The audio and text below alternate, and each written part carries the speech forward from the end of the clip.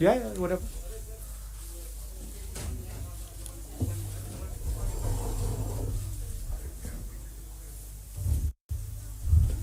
नमस्कार साथियों, आज इस विशेष पत्रकार वार्ता में कांग्रेस के पूर्व अध्यक्ष, हम सब के नेता माननीय राहुल गांधी जी का, वेणुगोपाल जी, बंसल साहब और मेरी तरफ से मैं स्वागत करता हूं।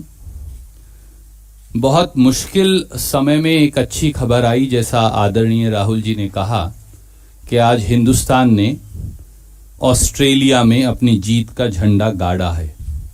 सब देशवासियों को राहुल गांधी जी की तरफ से, कांग्रेस अध्यक्षा जी की तरफ से बहुत बहुत बधाई। देश का किसान जो पीड़ा में है, उसे लेकर आज राहुल गांधी जी आपसे बात करेंगे। और भारतीय राष्ट्रीय कांग्रेस की ओर से एक किसान की पीड़ा को लेकर एक पुस्तिका जो सर्कुलेट की जाएगी, मैं सबसे पहले आदरणीय राहुल गांधी जी से और संगठन महासचिव प्रभारी और हमारे कोषाध्यक्ष जी से अनुरोध करूंगा कि पहले वो बुक रिलीज कर दें और उसके बाद राहुल जी आपसे बात करेंगे। आदरणीय राहुल जी, 2 मिनट हो जाएगी।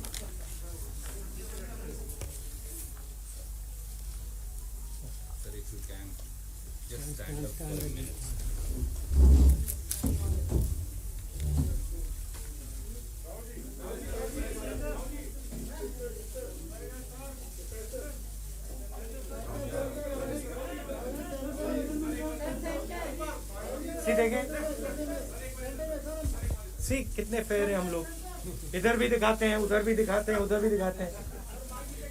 हाँ, बीजेपी होती तो बस ऐसे करती।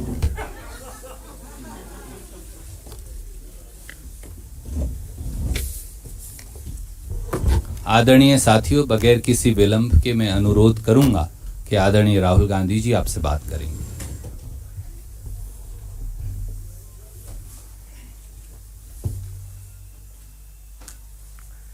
Good morning.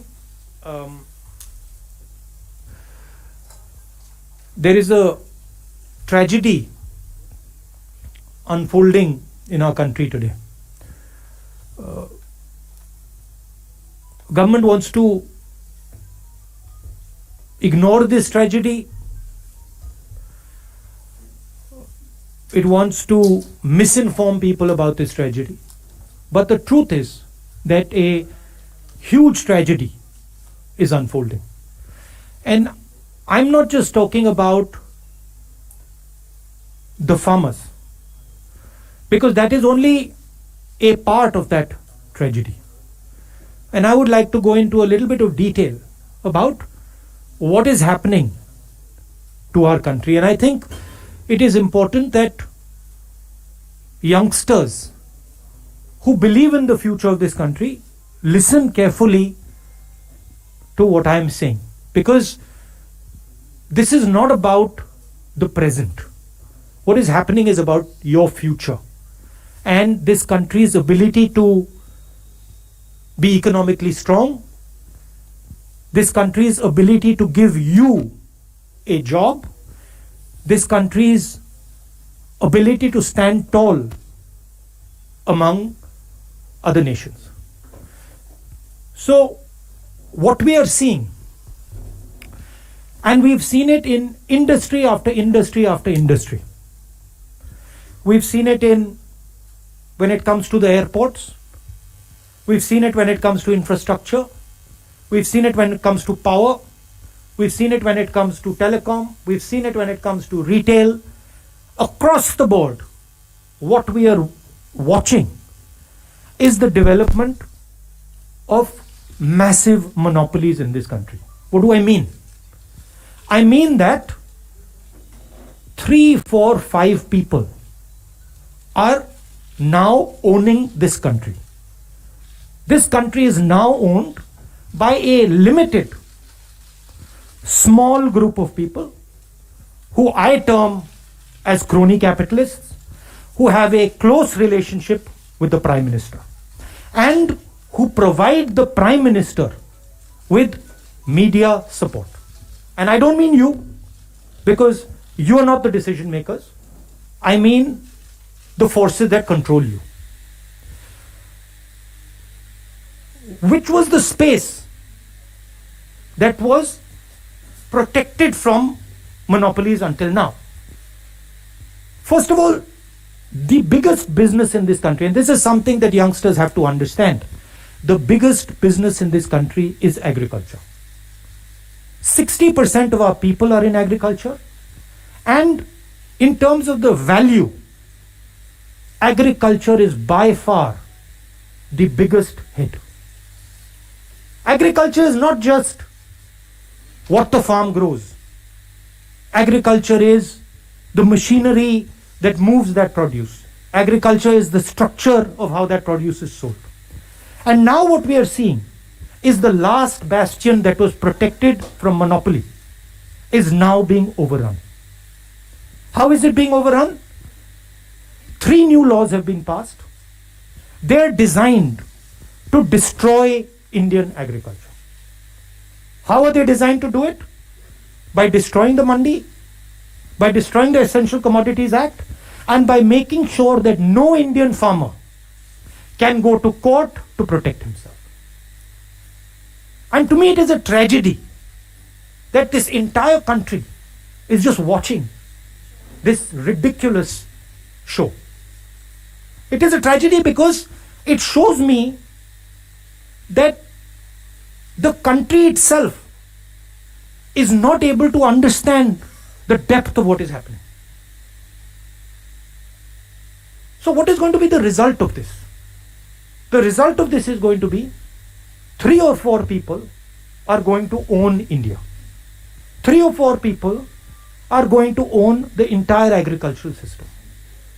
Farmers will not get the value they deserve. The Mandi system will be destroyed.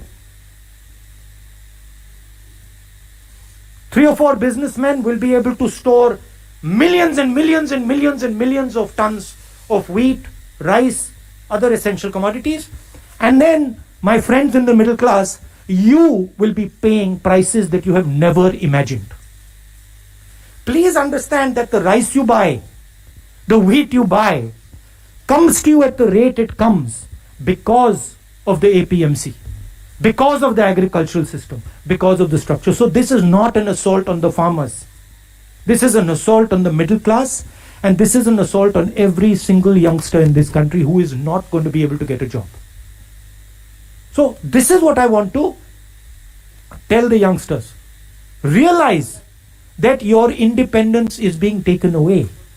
Realize that this happened before and we fought this, and everything we have today is because of the fight that we fought.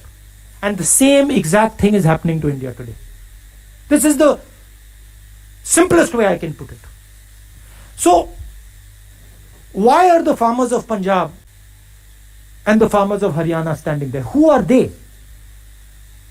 They are the patriots of this country who are protecting the livelihood of 60% of this country. I 100% support them. And I go further. Every single Indian person should support them because they are fighting for us. They are not fighting for themselves. They are fighting to prevent this country from falling into the hands of 2 or 3 people. That is the heart of what I wanted to say. मैं हिंदी में बोल देता हूं. देखिए, अगर आप पिछले 6-7 साल को देखें तो हर इंडस्ट्री में उन्हीं 4-5 लोगों की मोनोपोली बन रही है. पावर देखिए, एयरपोर्ट्स देखिए, पोर्ट्स देखिए, टेलीकॉम देखिए, जहां भी आप देखेंगे उन्हीं 4-5 लोगों की मोनोपोली बन रही है.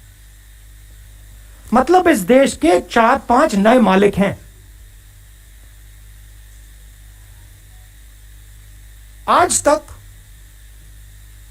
एग्रीकल्चर में, खेती में मोनोपोली नहीं थी.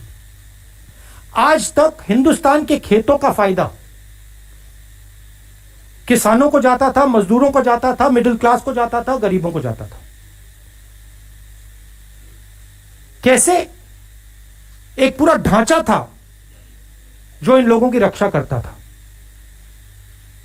उसमें मंडियां शामिल थी, उसमें एसेंशियल कमोडिटीज एक्ट शामिल था, उसमें लीगल सिस्टम शामिल था। ये 3 कानून खेती में, एग्रीकल्चर में एक बार फिर जो इंडिपेंडेंस से पहले हालत थी वो करने जा रहे हैं। 4-5 लोगों के हाथ में पूरा का पूरा एग्री हिंदुस्तान की खेती का ढांचा नरेंद्र मोदी जी दे रहे हैं। इसीलिए किसान बाहर खड़े हैं और किसान अपनी रक्षा नहीं कर रहे हैं।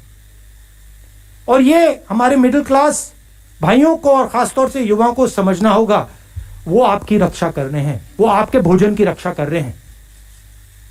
और हम सबको पूरा का पूरा उनको समर्थन देना है। ये हिंदुस्तान की रियलिटी है।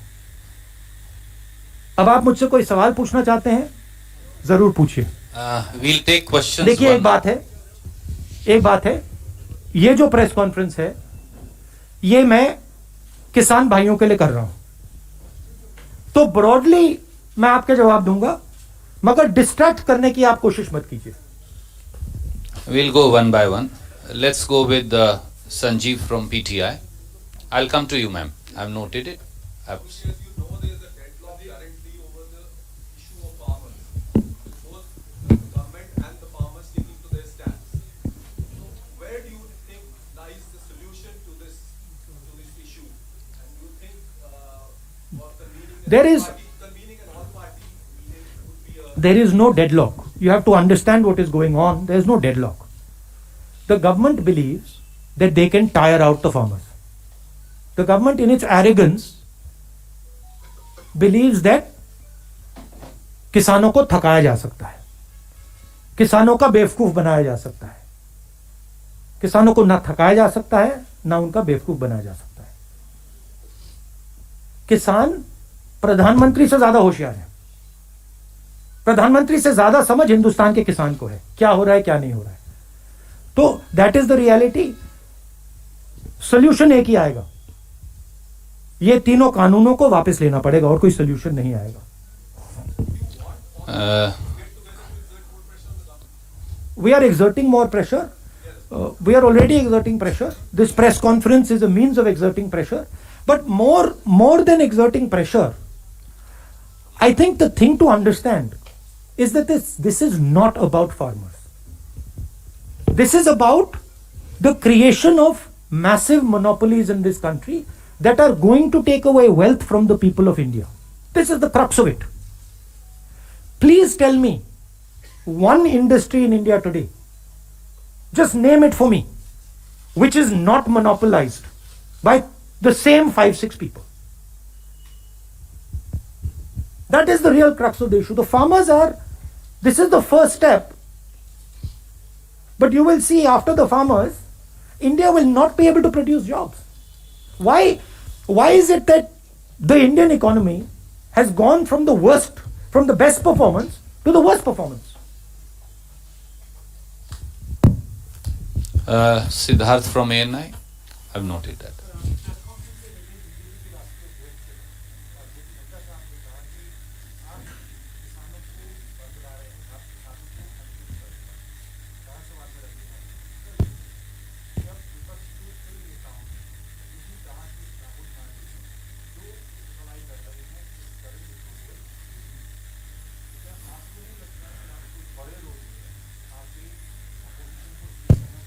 अभी मुझे, हाँ, ये अटेम्प्टेड डिस्ट्रैक्शन है, ये अभी फुल डिस्ट्रैक्शन नहीं है, अटेम्प्टेड डिस्ट्रैक्शन है, बट ठीक है। हाँ, देखिए, जो उनके दिल में है वो मेरे बारे में कहते हैं। सरकार किसानों को डिस्ट्रैक्ट करने की कोशिश कर रही है। सरकार कह रही है किसानों को कि देखिए, बात करिए हमसे, 10 बार बात हो गई, 9 बार बात हो गई, वो उसको सरकार घसीटती जा रही है। तो रियलिटी किसान जानते हैं। और राहुल गांधी कौन है, क्या करता है, हिंदुस्तान का हर किसान जानता है। किसान जानता है भट्टा परसौल में नड्डा जी नहीं खड़े थे, मैंने तो उनको नहीं देखा। लैंड एक्विजिशन समय नड्डा जी तो नहीं खड़े थे, मोदी जी तो नहीं खड़े थे, राहुल गांधी खड़ा था। तो जब किसान की जमीन का मामला था वहां पे कांग्रेस खड़ी थी। जब किसानों के कर्जा माफ करने की बात आई थी वहां कांग्रेस खड़ी थी। नड्डा जी कहां थे? मुझे तो नहीं दिखे। Thank you. Can we go to ABP Ashish? और ये मैं आपको एक और बात बता देता हूं, देखिए मेरा कैरेक्टर है, मैं ना नरेंद्र मोदी से ना इन लोगों से डरता हूं, मुझे कोई फर्क नहीं पड़ता, ठीक है। मैं साफ सुथरा आदमी हूं, मुझे ये छू नहीं सकते, बात समझिए। हां गोली से मार सकते हो अलग बात है, मगर छू नहीं सकते। और मैं देशभक्त हूं, मैं अपने देश की रक्षा करता हूं, ठीक है। और मैं करता जाऊंगा, मैं अकेला खड़ा हो जाऊंगा, पूरा देश अलग से दूसरे साइड हो जाएगा, मगर मैं अकेला खड़ा होकर खड़ा हो जाऊंगा, मुझे कोई फर्क नहीं पड़ता। ये मेरा धर्म है, मैं उनसे भी ज्यादा फैनेटिक हूं, ठीक है। और यहां क्या हो रहा है, जिस चीज के लिए देश लड़ा था 70-80 साल पहले, वो फिर से हो रहा है। आज मेरी बात मत मानो, जब गुलाम बन जाओगे तो फिर मानना, मेरे लिए एक्सेप्टेबल है, मैं तो गुलाम नहीं हूं ना। आशीष फ्रॉम एबीपी। सर, जिसका रेफरेंस सिद्धार्थ ने दिया, जेपी नड्डा साहब ने कुछ स्पेसिफिक चीजें पॉइंट आउट की हैं। उन्होंने कहा है कि एपीएमसी एक्ट को रिपील करने की बात आपके मैनिफेस्टो में क्यों की? दूसरा उन्होंने कहा स्वामीनाथन आयोग की रिपोर्ट को आप लोगों ने स्टॉल क्यों किया, एमएसपी के प्राइसेस क्यों नहीं बढ़ाए? ये उनके स्पेसिफिक क्वेश्चंस हैं। इसके अलावा मैं ऐड ऑन करना चाहता हूँ सर, क्योंकि आज सुबह सुबह आपने भी ट्वीट किया था, जेपी नड्डा साहब ने आपसे चाइना वाले इशू पर भी सवाल पूछा है कि आप क्यों ये क्वेश्चन रेज कर रहे हैं, जबकि ये जमीन पंडित नेहरू के जमाने में चाइना ने कब्जा। ये क्या जेपी नड्डा मेरे प्रोफेसर हैं क्या, कि मैं इनको जवाब देता जाऊं कि कौन है ये? क्या ये हिंदुस्तान के प्रोफेसर हैं, टीचर हैं क्या? उनका क्यों जवाब दूं मैं? कौन होते हैं वो? मैं हिंदुस्तान का जवाब देता हूं, किसान का जवाब देता हूं। किसान मुझसे कोई भी सवाल पूछे जवाब दूंगा। और जहां तक एग्रीकल्चरल सिस्टम की रिफॉर्म की बात है, हां हमने रिफॉर्म की बात की है, मगर हमने एग्रीकल्चरल सिस्टम को डिस्ट्रॉय करने की बात नहीं की। हमारे किसी भी कानून में यह नहीं लिखा कि किसान जाकर कोर्ट में नहीं जा सकता। हमारे किसी भी कानून में यह नहीं लिखा कि मंडी को हम खत्म कर देंगे, नष्ट कर देंगे। हमारे किसी भी कानून में नहीं लिखा कि हम मतलब 1-2 लोगों को पूरे हिंदुस्तान का अनाज स्टोर करने देंगे। कोई भी हमारा किसान, कोई भी ऐसा कानून नहीं है। Thank you sir. Can we go to Arun from News 18? I will come to you ma'am. 8-9 दौर की 10 दौर की बातचीत हो चुकी सरकार के बीच और किसानों के बीच। सरकार ये उम्मीद कर रही है कि कभी तो बीच का कोई रास्ता निकल जाए ताकि हमारी भी फेस सेविंग हो जाए और किसानों की बात भी रह जाए। अब संसद का सत्र आने वाला है, क्या कांग्रेस पार्टी संसद के अंदर तीनों कानून को खत्म करने से कुछ भी कम पर मान सकती है, या खत्म करने के बाद नहीं, देखिए सॉरी, खत्म करिए, दूसरा है थोड़ा डिस्ट्रैक्शन वाला, ठीक है, उसको आप बाद में बोल देना। पहले इसको मैनेज करता हूं। देखिए ये एक प्रोसेस है। ये जो 3 कानून है ये प्रोसेस के एक भाग है। प्रोसेस क्या थी? प्रोसेस भट्टा परसोल, प्रोसेस लैंड एक्विजिशन, प्रोसेस कि नरेंद्र मोदी जी ने कहा मैं बोनस नहीं दूंगा, एमएसपी में सही पैसा नहीं देना। आस्ते आस्ते आस्ते आस्ते नरेंद्र मोदी जी, बीजेपी किसान को कमजोर करने की कोशिश कर रहे हैं। एक बार किसान कमजोर हो गया तो फिर वो लड़ ही नहीं पाएगा।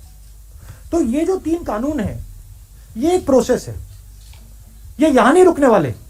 इनका लक्ष्य है कि हिंदुस्तान के किसान को ये खत्म करना चाहते हैं। और ये जो पूरा एग्रीकल्चरल सिस्टम है ये अपने 3-4 मित्रों को देना चाहते हैं। ये रियलिटी है। और हमारा काम हिंदुस्तान का जो किसान है उसका प्रोटेक्शन करना है। तो इस स्पेसिफिक इंस्टेंस में ये 3 कानूनों को रद्द करना ही पड़ेगा। कांग्रेस पार्टी की पोजीशन है, किसानों की पोजीशन है। मगर आप यह मत सोचिए कि अगर ये 3 कानून रद्द हो गए नरेंद्र मोदी वहां रुकेंगे, वो नहीं रुकने वाले। वो हिंदुस्तान के एग्रीकल्चरल सिस्टम को 3-4 लोगों के हाथ में करना ही चाहते हैं और हमें उनको रोकना है। नहीं वो डिस्ट्रैक्शन वाला विल नो, अब मैं आपके पास पूछ लो। वापस आऊंगा पूछ लो, फिर मैं वापस आ जाऊंगा। I will come to you. Sanjay Mishra ji from Jagran. Supreme court ने इस कानून से पर्यावरण पर रोक लगा दिया है और एक 4 सदस्यीय कमेटी बनाई थी जिसके केंद्र ने ऑलरेडी अपने आप को विड्रॉ कर लिया। क्या लगता है आपको कि इस कमेटी से कोई हल निकल पाएगा? देखिए, सुप्रीम कोर्ट पे मैं टिप्पणी नहीं देना चाहता हूं, बट सुप्रीम कोर्ट की रियलिटी पूरे हिंदुस्तान को दिख रही है। Thank you, sir. I'll come to you. I'll come to you. Anand Patel from India Today. You spoke about the narrative and the agenda which the government is trying to set whenever it is in a school. The farmers were also labeled as Naxals and terrorists and Khalistanis, and certainly they are also taken up. Now they stand exposed to the WhatsApp chat linked links. How do you see this kind of attempt, time and again by the government whenever such incidents occur? Look, the law will take its own course, but I have an observation. This was top secret information. This was not provided to anybody else. There were 4 or 5 people who knew this information. Prime Minister of India, possibly the Defense Minister of India, the Home Minister of India, the Air Force Chief. These would be the 5 people who would know this. This is a criminal act. Giving official secret information to a journalist is a criminal act, both on the part of the person who accepted it and on the part of the person who gave it. These people call themselves patriots, right? There's nothing patriotic about putting our Air Force at risk. There's nothing patriotic about taking political advantage so that our aircraft gets shot down, so that the Pakistanis know that our Air Force is coming, right? If Mr. Arnab Goswami knows, if it is on his WhatsApp, I assume the Pakistanis also know it. It's not a very big jump, right? So it is a criminal action, and that investigation should begin. I want to know whether it was the Prime Minister of India who told Arnab Goswami, or it was the Defense Minister, or it was the Home Minister, or NSA. I want to know which one of those people told this man. And this is a criminal action, so that, it should be looked into. Thank you. Let me go back to Uma Shankar ji from NDTV. Also, the distressing thing, I haven't gone into the details of it, but the distressing thing to me was somebody is saying this is going to be very good for us when our CRPF boys are killed, right? That is a anti-national act, and I don't like that language. Thank you. Sir, just 1 minute. Uma Hindi में Shankar बोल ji. दूं? देखिए, अच्छा, आप दो सवाल हैं, एक तो किसान के है, दूसरा जवान से है। किसान जो है वो किसी भी तरह से पॉलिटिकल एक प्लेटफॉर्म आप लोगों को नहीं दे रहे हैं, हालांकि आप किसानों की लगातार बात कर रहे हैं, उसकी लड़ाई संसद के भीतर लड़ने की बात कर रहे हैं, लेकिन सड़कों पे वो आप लोगों को किसी भी पॉलिटिकल पार्टी को मंच नहीं दे रहे। क्यों कांग्रेस इन रूल्स नहीं बना पा रहे? नहीं, ये बात नहीं है। हम किसान की इंडिपेंडेंस को रिस्पेक्ट करते हैं। ये हम बात एक्सेप्ट करते हैं कि ये किसानों का आंदोलन है, और हम उनकी जो स्पेस है, उनकी जो जगह है, उसकी इज्जत करते हैं, उसका आदर करते हैं, उसका रिस्पेक्ट करते हैं। ये रियलिटी है। ये प्रेस कॉन्फ्रेंस किसानों को मदद करने का प्रेस कॉन्फ्रेंस है। मैं यहां आया हूं, मैंने कल भी बोला, तो हम मदद कर रहे हैं, हम प्रेस के थ्रू मदद कर रहे हैं, हम स्टेटमेंट्स के थ्रू मदद कर रहे हैं, मगर हम उनका आदर भी करते हैं। Thank you.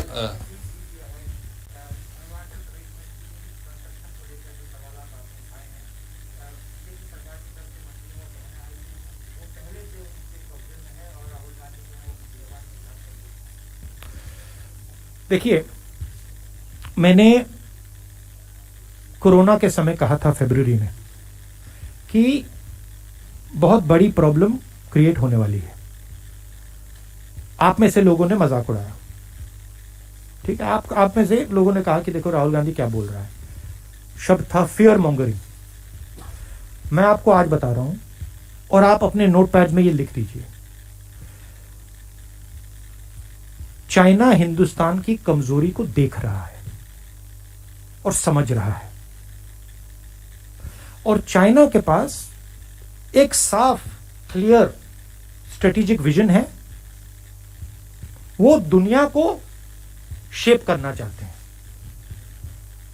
हिंदुस्तान के पास कोई स्ट्रेटेजिक विजन नहीं है। हिंदुस्तान कभी ये करता है, कभी वो करता है, स्ट्रेटेजिकली काम नहीं कर रहा है। चाइना ने हिंदुस्तान को 2 बार टेस्ट किया है। एक बार ढोकलाम में टेस्ट किया है और अब लद्दाख में अपने ट्रूप्स डालकर टेस्ट किया है। वो टेस्ट कर रहा है, वो ऐसे देख रहा है। और मैं आपको बता रहा हूं कि अगर चाइना को क्लियर मैसेज हिंदुस्तान ने नहीं दिया, अगर हिंदुस्तान ने क्लियर अपने दिमाग में स्ट्रेटेजी नहीं बनाई, चाहे वो मिलिट्री स्ट्रेटेजी हो, चाहे वो इकोनॉमिक स्ट्रेटेजी हो, चाहे वो जियोपॉलिटिकल स्ट्रेटेजी हो, तो चाइना चुप नहीं बैठेगा। चाइना इसका फायदा उठाएगा, और जब फायदा उठाएगा तब नुकसान हो जाएगा, तब आप उसको रोक नहीं पाओगे। इसीलिए मैं रिपीट करता जा रहा हूं, मैं रेड फ्लैग रेज कर रहा हूं सरकार के लिए। आपके जमीन के अंदर आ गए हैं, आपको लगता है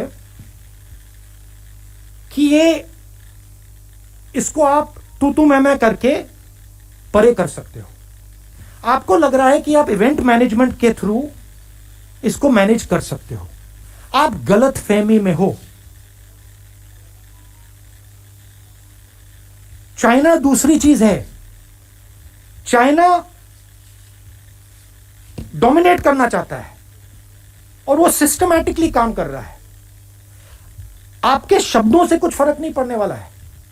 आप मेरे बारे में कुछ भी बोल दो, कुछ फर्क नहीं पड़ने वाला है। आपका काम हिंदुस्तान की रक्षा करने का है, आप नहीं कर रहे हो, और उसका नतीजा हिंदुस्तान को देखने को मिलेगा। रियलिटी से नहीं हट सकते हैं। इसीलिए मैं वार्निंग दे रहा हूं कि देखिए, मैं ऑपोजिशन लीडर हूं, मेरा काम है, देखिए कोरोना आ रहा है, इकोनॉमिक डैमेज होगा, लोग मरेंगे, तैयारी कर लीजिए। उन्होंने कहा राहुल गांधी बकवास कर रहे हैं। आपने देख लिया, इकोनॉमी उड़ गई, रोजगार खत्म हो गया, मजदूर मर गए। क्यों? क्योंकि वो बस बातचीत करते रहते हैं। उनके माइंड में एक्चुअल वो एक्शन नहीं करना चाहते। और दुनिया डेंजरस रास्ते से निकल रही है। ट्रांजिशन पीरियड है, बदलाव का पीरियड है, और जो हमारी नेशनल लीडरशिप है उसको सीरियसली लेना चाहिए। Thank you sir. Can I go back to Raman? देखिए, जैसे मैंने आपसे कहा कि फार्म लॉ एक इवेंट नहीं है, एक प्रोसेस है। पहले लैंड एक्विजिशन, भट्टा पर सोल, प्रोसेस। चाइना एक इवेंट नहीं है, चाइना एक प्रोसेस है। और मैं स्टडी करता हूं, मैं सोच समझ के बोलता हूं। मैं आपको बता रहा हूं, बहुत डेंजरस सिचुएशन बन रही है। शुक्रिया।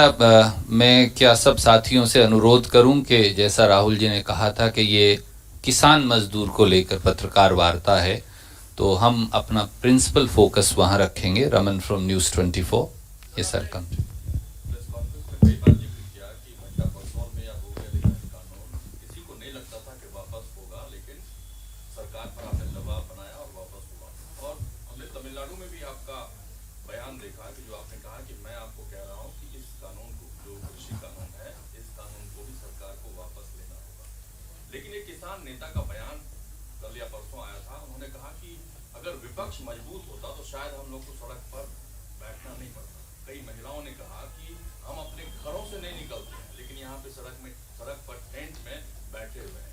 आपको लगता है कि ये रियलिटी है, उनको भी इस बात को स्वीकार करना पड़ रहा है कि विपक्ष मजबूत नहीं है, इसी के चलते? देखिए, जो विपक्ष लड़ता है वो इंस्टीट्यूशनल फ्रेमवर्क के साथ लड़ता है।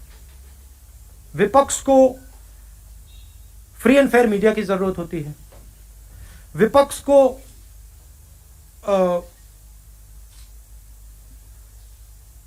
इंस्टीट्यूशंस की जरूरत होती है, विपक्ष को जुडिशरी की जरूरत होती है, विपक्ष को पार्लियामेंट की जरूरत होती है। तो हर इंस्टीट्यूशन को इन लोगों ने कैप्चर कर रखा है। कोर्ट्स को ये कंट्रोल करते हैं, मीडिया को ये कंट्रोल करते हैं, पार्लियामेंट में बोलने नहीं देते हैं। तो जिस प्रकार से अंग्रेज हिंदुस्तान को चलाते थे कि देखो अगर ब्राउन चमड़ी है तो बोल नहीं सकते, वैसे ये हिंदुस्तान को चला रहे हैं। बोल नहीं सकते, बोलोगे तो मारेंगे। तो डर का माहौल है। आपने अभी बोला कि सब लोग कहते हैं कि राहुल गांधी लड़ रहा है, मगर डर का माहौल है। आप लोग जानते हो कि जो आपको रियलिटी दिख रही है आप नहीं कह पाते हो, आप मेरे पास आके कहते हो। तो ये हिंदुस्तान की रियलिटी है और इससे हम लड़ेंगे। Thank you sir. दोबारा फिर किसानों पर फोकस लाते हुए मौसमी फ्रॉम आज तक। राहुल, आपसे पूछना चाहते हैं, हम लोग सिंगू लगातार जा रहे हैं और वहाँ पे कई किसानों ने अपनी जान गंवाई है, उनको शहीद का दर्जा वहाँ पे दिया जा रहा है। पर अगर आप देखिए तो लगातार इस तरह से सरकार भी एफिडेविट कोर्ट में दे रही है कि खालिस्तानी एलिमेंट है और वहाँ पे ऐसे संगठन है जो देश को विभाजित करना चाहते हैं। इस तरह का एफिडेविट सुप्रीम कोर्ट में भी सरकार दे रही है। तो क्या आपको लगता है क्या अंजाम है इसका? और कई नेता सिंघू बॉर्डर पर गए, अरविंद केजरीवाल भी गए। अगर कांग्रेस से लड़ाई लड़ रही थी, क्या आपने मुनासिब नहीं समझा कि वहां जाना चाहिए? नहीं, वो तो मैंने आपको समझाया कि हम किसानों की जो का आंदोलन है उसको रिस्पेक्ट करना चाहते हैं। तो दैट इज द रीजन। देखिए, आपका पहला सवाल क्या था? सॉरी। कई किसान शहीद हुए हैं हाँ। वहाँ पे ठंड की वजह और खालिस्तानी, से हाँ। खा रहे हैं। देखिए, गवर्नमेंट का अप्रोच है कि एटीट्यूड है कि हमें सब कुछ मालूम है और हमारे खिलाफ जो भी बोलता है वो एंटी नेशनल है, क्रिमिनल है। ये इनकी अप्रोच है। हम जो बोल रहे हैं, हमें प्रॉब्लम दिख रही है, कोरोना की हमें प्रॉब्लम दिखी, हमने बोला, गवर्नमेंट हमारा दुश्मन बना देती है। हमने चाइना की बात बोली, गवर्नमेंट हमारा दुश्मन बना देती है। बट हम वार्निंग सिग्नल दे रहे हैं। गवर्नमेंट को यह समझ नहीं आ रही है कि मान लो इन्होंने इन किसानों को दबा भी लिया, मामला वहां नहीं रुकने वाला। एनर्जी कहीं और से निकलेगी, युवाओं से निकलेगी, अनएम्प्लॉयड यंगस्टर से निकलेगी। तो हम वार्निंग दे रहे हैं कि देखिए, आपने हिंदुस्तान के किसानों पर आक्रमण किया है, यह आप मत कीजिए। आप इनकी शक्ति को नहीं पहचान रहे हैं। तो ये रियलिटी, इनकी अप्रोच ही गलत है। ये सीखना नहीं चाहते हैं, ये सोचना नहीं चाहते हैं, ये सिर्फ बोलना चाहते हैं। इनको सिखाया गया है, आरएसएस के लोग उनको सिखाते हैं कि देखो, ना तुम्हें सुनना है ना तुम्हें समझना है, तुम्हें बस बोलना है। और बोलने में ये टॉप ग्रेड है, बट सोचते नहीं है। और देश को चलाने के लिए बोलने से ज्यादा सोचने की जरूरत होती है। Thank you. I go one by one. Anoop Vajpayee ji from Amar Ujala. We should conclude after one. Sir, one more question. Anup is there.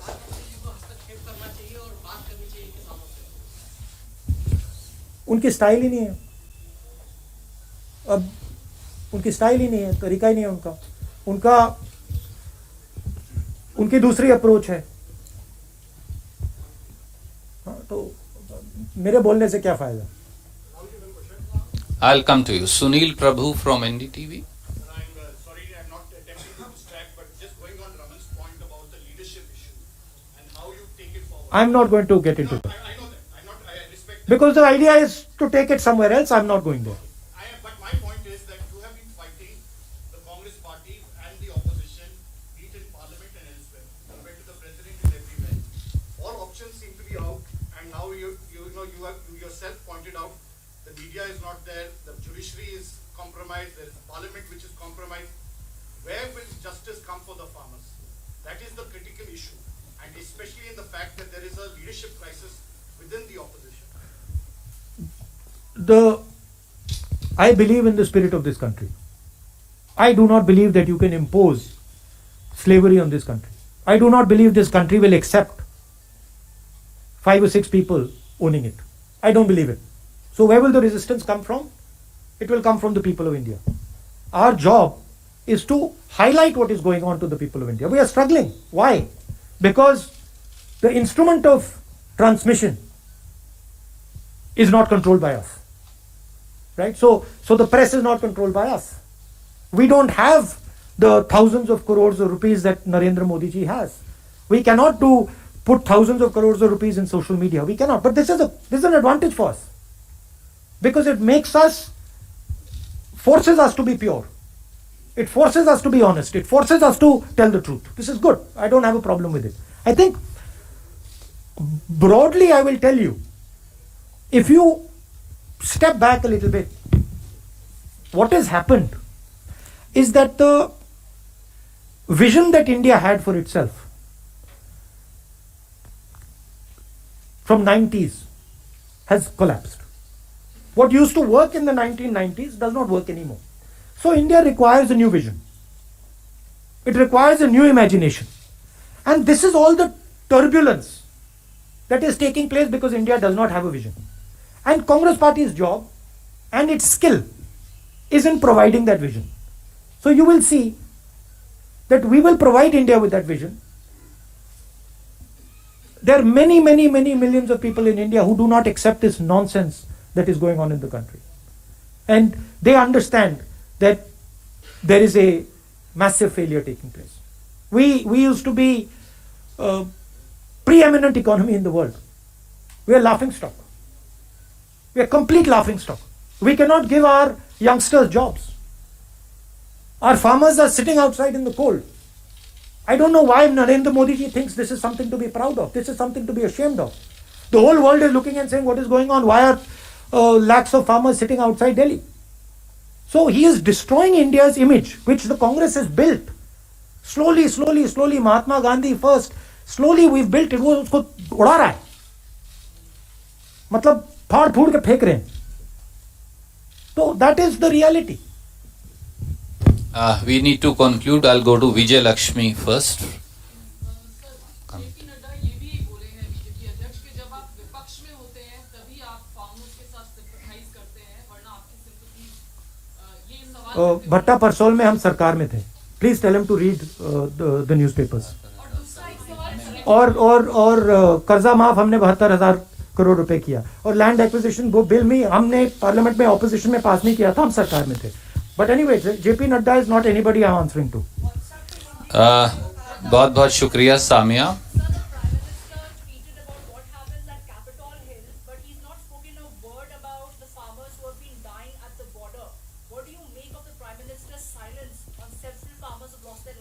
Well, I remember the Prime Minister saying, "Is bar Trump Sarkar."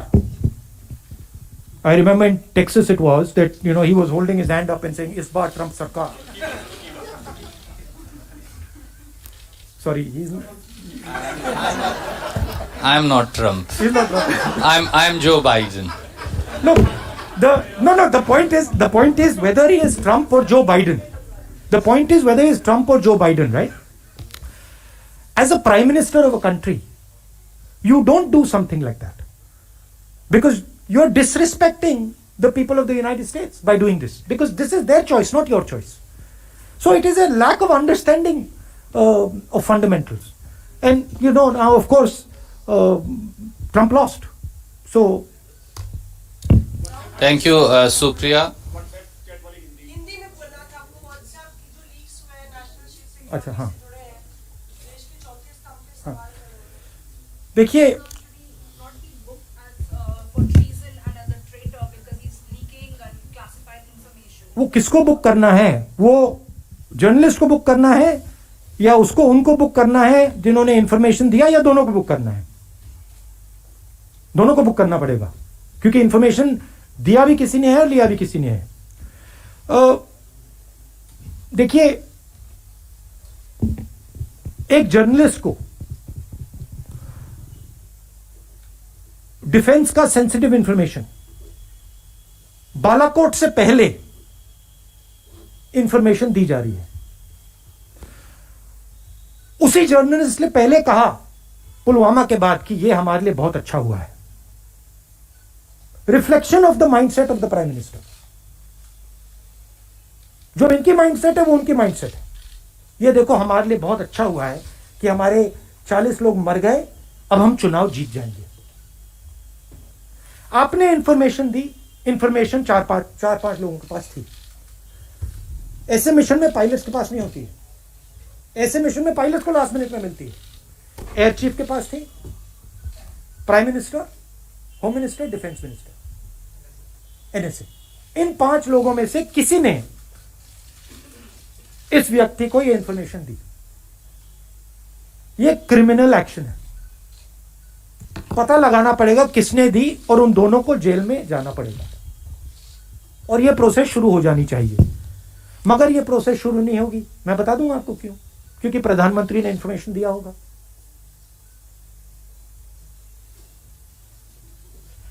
तो होगी नहीं, शायद बाद में हो। क्या आधार आप कह रहे हैं प्रधानमंत्री ने दिया है? नहीं, मैं बहुत बड़ा आरोप लगा रहे हैं। 5 लोगों के पास है। आपके पास इंफॉर्मेशन थी, आप तो नहीं दे सकती थी। Prime minister new, air chief new, NSA new, home minister new, defence minister new, 5 people new. Which one of इनमें 5 में से किसने दिया? तो दैट इज क्लियर कट, सीधी बात है। 1 second sir, last question Ranjita ji. Rahul, इस पूरे किसान आंदोलन के दौरान कई चीजें देखने को मिली, कई चीजें सुनने को मिली। एक जो चीज रही वो ये कि असली और नकली किसान। लगातार सरकार की तरफ से भी ये कहा गया है कि नकली किसान है जो बाहर सड़क पर प्रदर्शन कर रहे हैं। क्या डेफिनेशन क्या है असली और नकली किसान की? You have to ask the professor, why you asking me? आप प्रोफेसर से पूछिए, नाडा जी से पूछिए। We can conclude. Thank you very much. so much.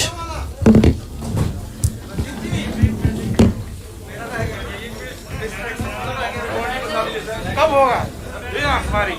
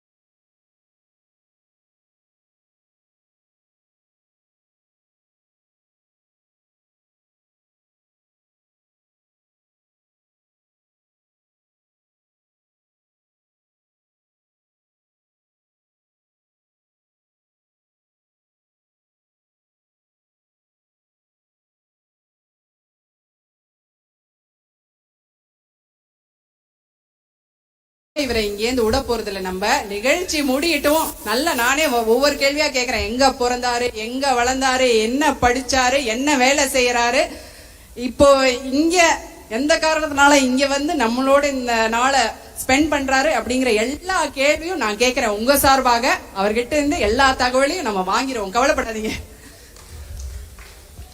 So நாம் ஆவலோடு எதிர்பார்த்து கொண்டிருந்த அந்த தருணம் வந்துவிட்டது. இதோ எந்த வினாடியும் மரியாதைக்குரிய இளம் தலைவர் ராகுல் காந்தி அவர்கள் இந்த அரங்கிற்குள் வர இருக்கின்றார்கள். நாம சொல்லிய மாதிரி கண்ணியம் காத்து இருக்கையிலிருந்து எழுந்து நின்று அமைதியாக கைதட்டி அவரை அன்போடு கை கூப்பி தமிழர் பண்பாடோடு வணக்கம் அப்படின்னு சொல்லிட்டு எல்லாருமே வந்து சத்தமா சொல்லுங்க. சொல்லிடலாமா? கொஞ்சம் சத்தமா. சூப்பர். உள்ள வந்த உடனே சொல்லுங்க. அதை எல்லாம் லைனா பார்த்துட்டு ஸ்டேஜுக்கு வந்துருவாரு. வந்த உடனே எல்பினா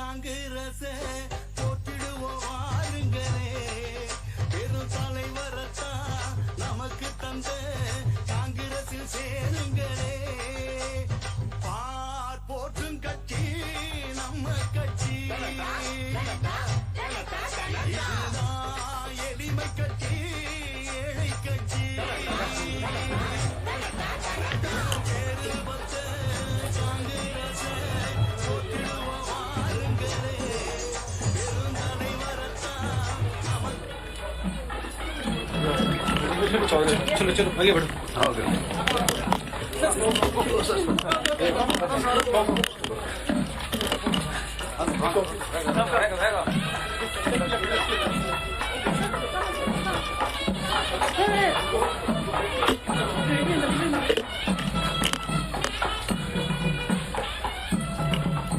पीछे पकड़ लो, पीछे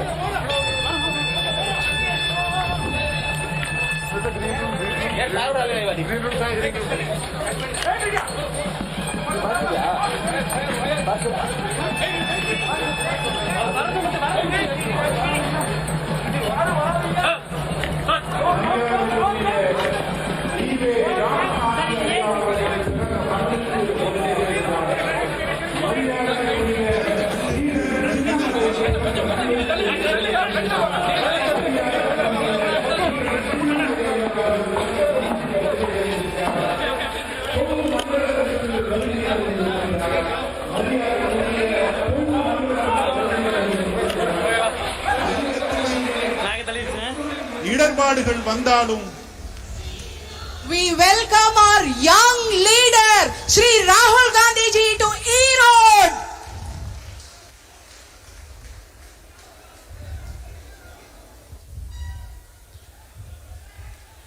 மரியாதைக்குரிய இளம் தலைவர் அவர்கள் இந்த அரங்கிற்கு வந்துவிட்டார்.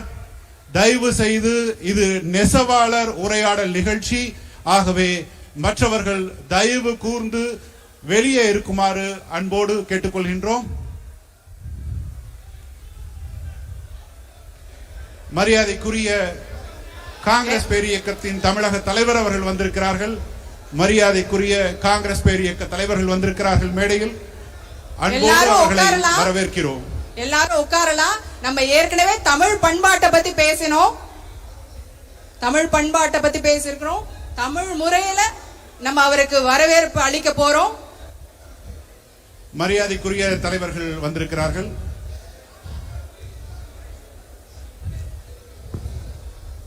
கேமராமேன்லாம் இருக்கிறாங்க. வீடியோலாம் வந்து இங்க எடுத்துட்டு அவங்க உங்களுக்கு அனுப்பிச்சு வச்சிருவாங்க. நீங்க செல்போனை யூஸ் பண்றதுக்கு வேலையே இல்லை. இங்க நீங்க கவனிங்க, இங்க என்ன நடக்குதுங்கிறத கவனிக்கலாம். செல்போனை ஆஃப் பண்ணி பாக்கெட்டுக்குள்ள பேக்குள்ள வச்சிரலாம். தமிழகத்திற்கு வந்திருக்கக்கூடிய மரியாதைக்குரிய இளம் தலைவர் ராகுல் காந்தி ஐயா அவர்களை அன்போடு கேட்டுக்கொள்கிறோம். நமக்கு தந்த காங்கிரஸில் சேருங்களே.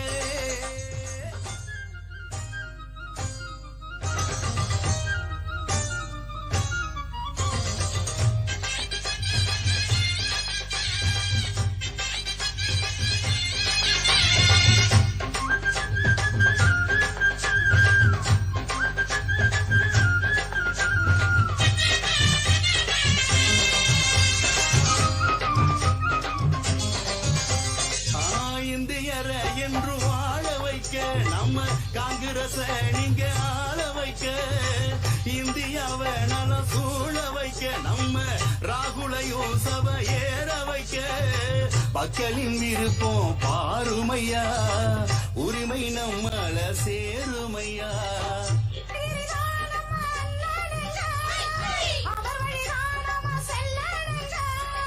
அழகிரிதான் நம்ம அண்ணனுங்க, அவர் வழிதான் நம்ம செல்லனுங்க. நாளைய காலம் தான் நமக்கானது.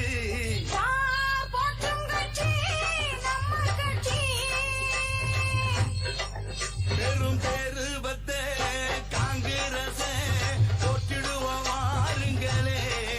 பெரும் தலைவரத்தான் நமக்கு தந்த காங்கிரஸில் சேருங்களே.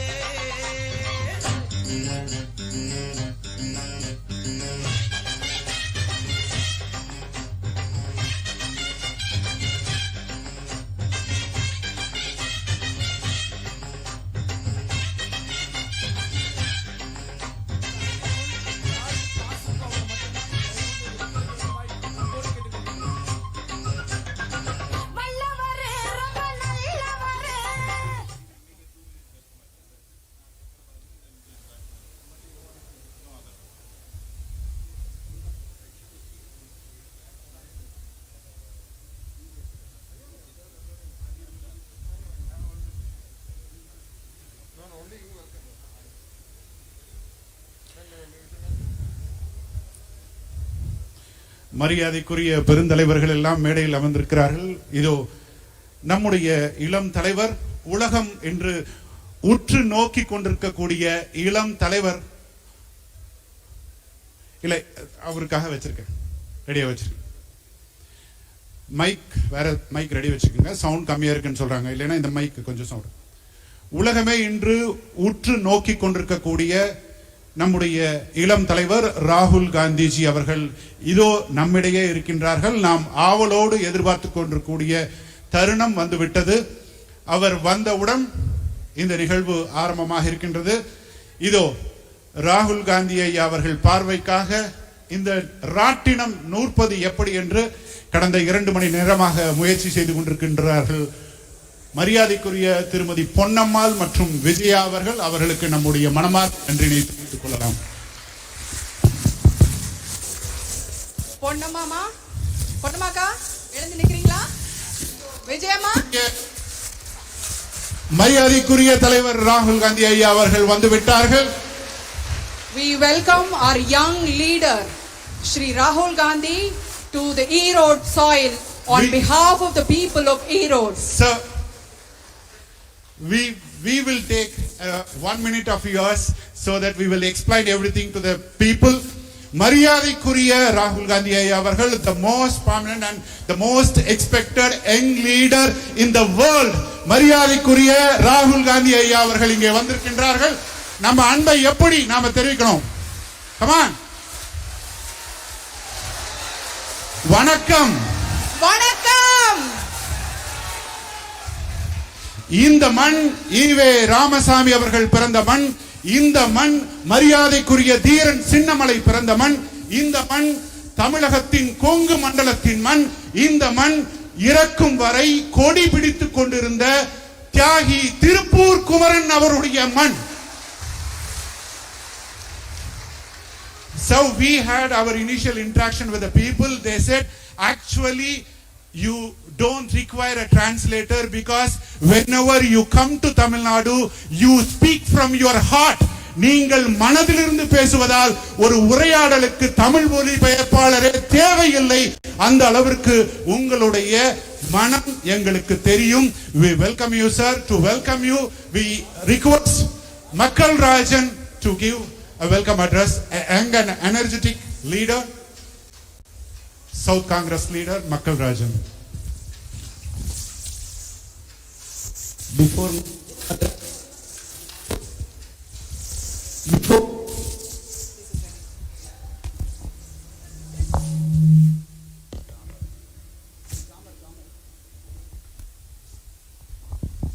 Before my welcome address, I want to give one memento to நம்ம தலைவர் இளம் தலைவர் ராகுல் காந்திக்கு நெசவாளர்களை நெய்த ஒரு பெட்ஷீட் அவரோட படம் போட்டு அந்த படத்தை என்னோட வரவேற்புரைக்கு முன்னாடி நான் அவருக்கு கொடுக்கிறேன்.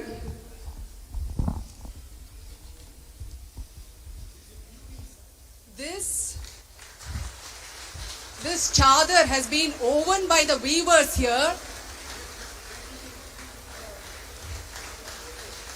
It is a mark of their love and affection for you.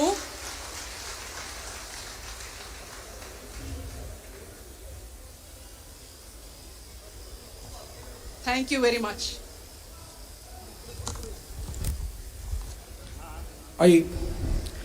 I feel honored to be invited to deliver my welcome address at this great place where our respected young and dynamic, our role model, future President of India, Mr. Rahul Ji is present. We all know that the rapid changes we see in Tamil Nadu people's mind in recent days or because of our leader Rahul Ji great support. I personally thank our leader for protecting our own Tamil culture, regional language and our dignity.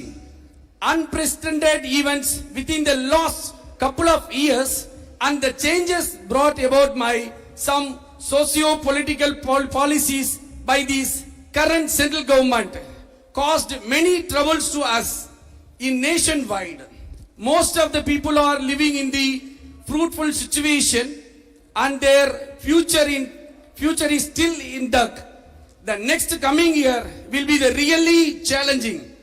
But please don't worry because we have a strong and hope that our young and dynamic leader, our Rahul Ji, will make things corrected and new normal in solo economic life is possible.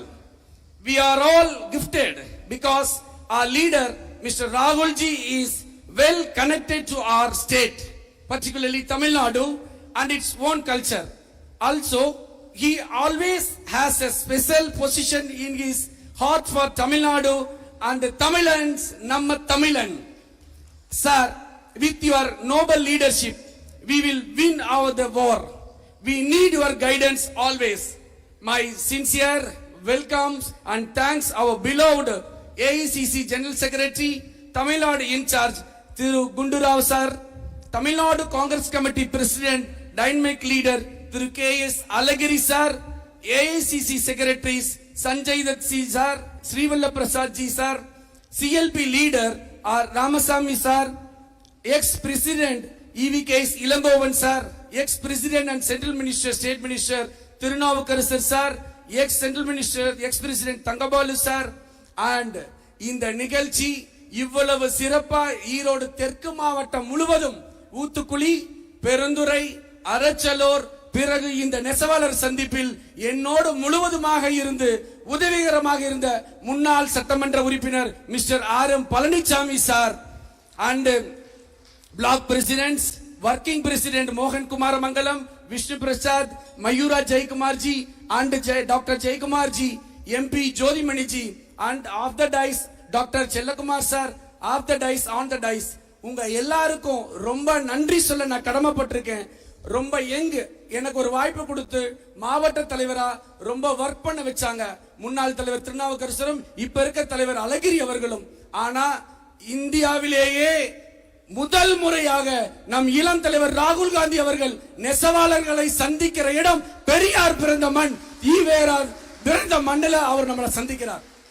இந்த மண் freedom fighters Dheeran Chinnamalai, இந்த மண் பிறந்தது திருப்பூர் குமரன் பிறந்த மண், பெரியார் பிறந்த மண்.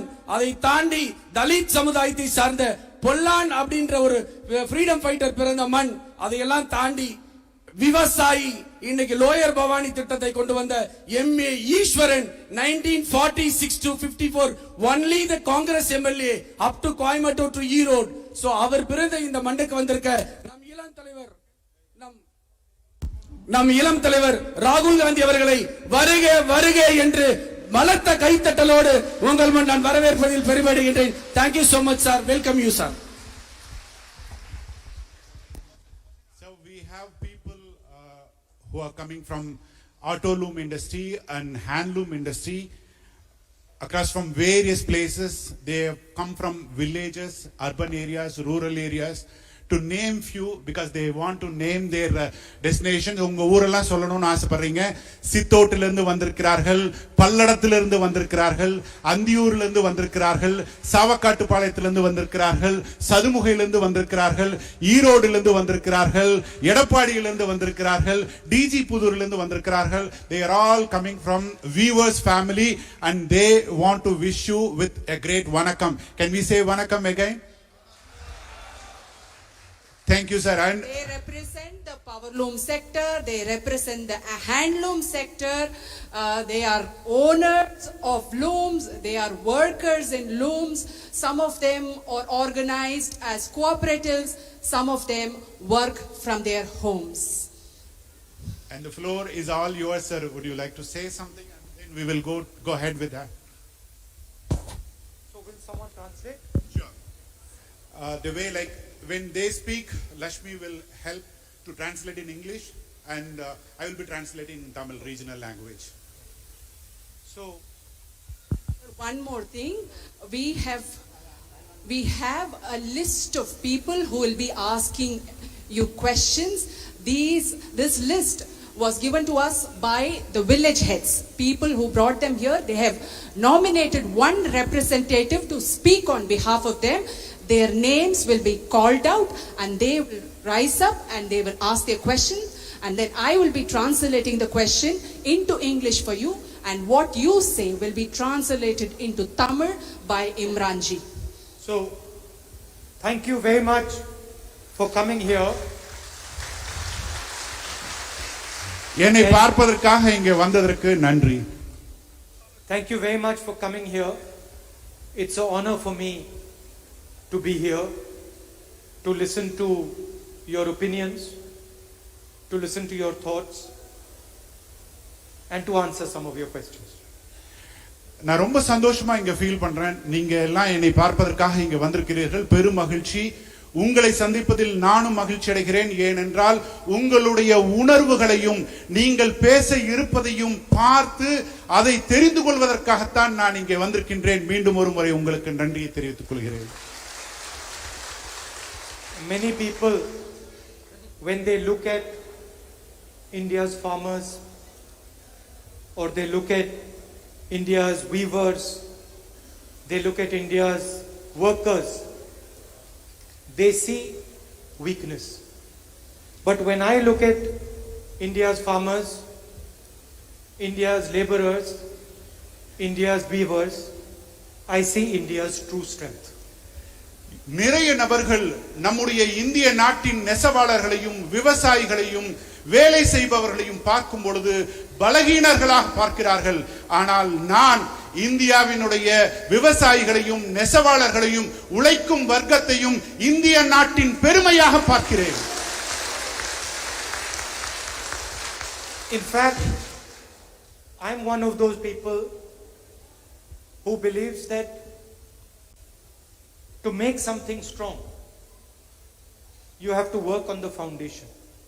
You cannot make something strong, you cannot make a building strong if you do not have a strong foundation, if you do not have strong walls.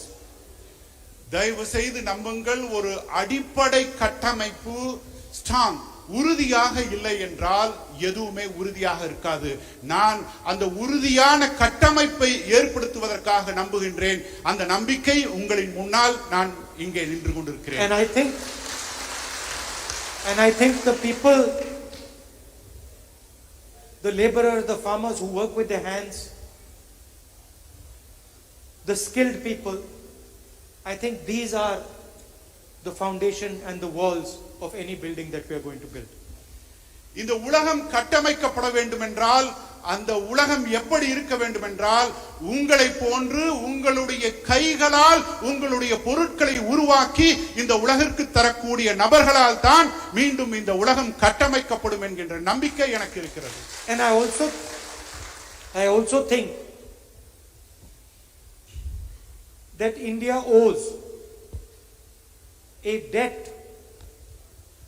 to its farmers, to its laborers, to its weavers, because these are the people who have built this nation.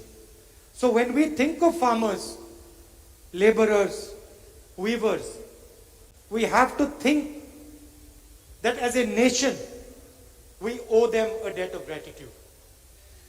India இது போன்ற நெசவாளர்களுக்கும் விவசாயிகளுக்கும் அவர்களுடைய உழைப்பின் அடிப்படையில் தான் இருக்கிறது.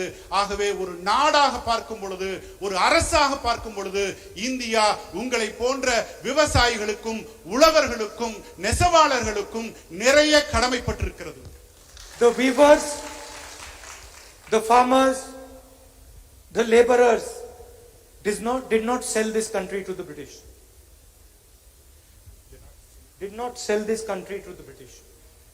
ஏனென்றால் உங்களை போன்ற நெசவாளர்களும் உழவார்களும் இந்த நாட்டை பிரிட்டிஷ் ஏகாதிபத்திற்கு நீங்கள் விற்றவர்கள் அல்ல, நீங்கள் மானத்தோடு இருந்தவர்கள். Many Indians sold India to the British. But the laborers, farmers, poor people, weak people did not sell. வரலாற்றை பார்த்தீர்கள் என்றால் நிறைய நபர்கள் இந்தியாவை அந்நிய நாடுகளுக்கு விற்றிருக்கிறார்கள். ஆனால் அந்த தரவரிசையில் ஒரு நெசவாளியோ, ஒரு உழைப்பாளியோ, ஒரு உழவனோ இல்லை. So that is why I am here to talk to you today, not as someone who is going to tell you what you have to do, but as someone who wants to listen to your views on the future of this country. அதனால் தான் நான் இங்கே இருக்கின்றேன். என்ன செய்ய வேண்டும் என்று நான் உங்களுக்கு சொல்ல ஆசைப்படவில்லை. நீங்கள் இந்த நாட்டிற்காக உழைத்துக் கொண்டிருக்கின்றவர்கள், நீங்கள் சொல்லுங்கள் என்ன செய்ய வேண்டும் என்று, அதை செய்வதற்கு நான் தயாராக இருக்கிறேன். Of course I have some opinions and some views of my own which I would like to share with you as well. நிச்சயமாக எனக்கும் சில கனவுகள் இருக்கின்றன, எனக்கும் சில விருப்பங்கள் இருக்கின்றன, அவற்றையும் நான் உங்களோடு பகிர இருக்கின்றேன். So now please, I will give the floor to you. இப்பொழுது உங்கள் வசம் இந்த அவையை ஒப்படைக்கின்றேன். தாராளமாக நீங்கள் கேள்வியை கேட்கலாம் என மரியாதைக்குரிய ராகுல் ஐயா அவர்கள் சொல்லியிருக்கிறார்கள். அவருக்கு நம்முடைய பாராட்டுக்களை, நன்றியை தெரிவித்துக் கொள்வோம். Thank you, sir. Thiru R Velusamy அவர்கள் மைக் கொடுங்க அவருக்கு.